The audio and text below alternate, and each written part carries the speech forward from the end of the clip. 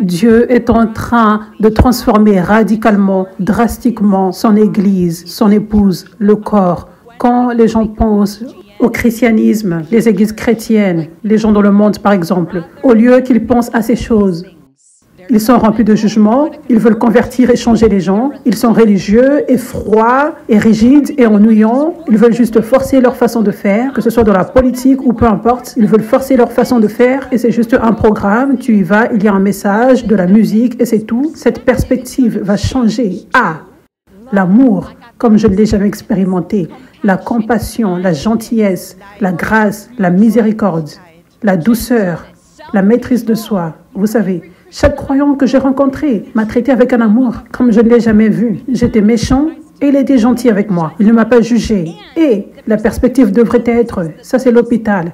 Ça c'est l'hôpital ultime. Quand tu as besoin de liberté et de guérison, tu vas à l'église. Les miracles se produisent à l'église. Donc, en d'autres termes, ce à quoi l'église des actes ressemblait, c'est ce à quoi le corps de Christ, en général, va ressembler. Nous sommes dans les stades de départ maintenant. Nous construisons une fondation. C'est pour cela que ce n'est pas encore le temps de Dieu pour commencer toutes les branches, physiquement. Mais ça arrive.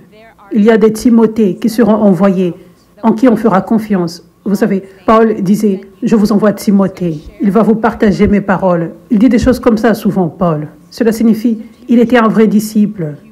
Il a porté le vin nouveau qu'il avait appris par l'apôtre Paul. Donc oui, les fils spirituels et les fils spirituels ici à l'église 5F seront ceux qui vont conduire les branches dans le futur, les vrais disciples en qui on peut faire confiance comme Timothée, qui sont vides d'orgueil, d'égoïsme, de religiosité, d'objectifs égoïstes et qui n'ont pas faim de pouvoir. Donc ça prend du temps pour que le cœur soit préparé afin que l'onction ne les écrase pas quand ça arrive, que le leadership n'écrase pas les gens. Donc je parle une parole prophétique à vous tous et vous tous qui regardez en ligne, qui êtes plantés à l'église 5F, prenez-les au sérieux le fait d'être disciple parce que Dieu compte sur vous et il a de grands plans pour vos vies dans ce réveil de la fin des temps. Il y a beaucoup de futurs leaders ici.